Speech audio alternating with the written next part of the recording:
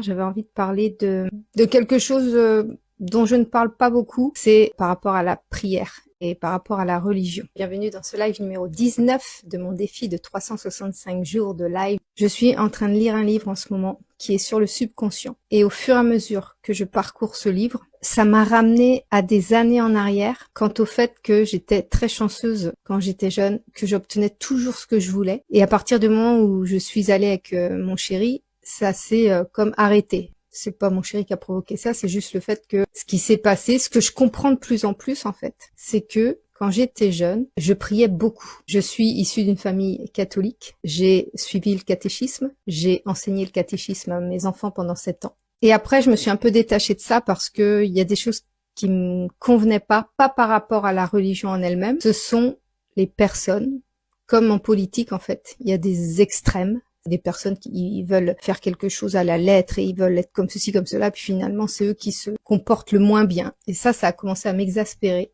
Quand on te dit ouvre ta porte pour accueillir ceux qui en ont besoin, etc. Voilà, les personnes qui étaient le plus, c'est bien souvent ceux qui avaient le moins de générosité. Bref. Donc je me suis éloignée de la religion. Si j'étais de cette religion-là, fallait que je vive pauvrement et que c'était suffisant pour moi d'avoir le minimum, quoi. Voilà, c'est dans mon éducation religieuse. C'est ce que moi j'ai ressorti de cette éducation religieuse. On est obligé à rien. Donc c'est nous, tout seuls, qui nous obligeons à. On n'est obligé à absolument rien. Et donc par rapport à la religion, voilà, je me suis vraiment éloignée de la religion, etc. Et donc j'ai arrêté de prier. J'ai arrêté de prier.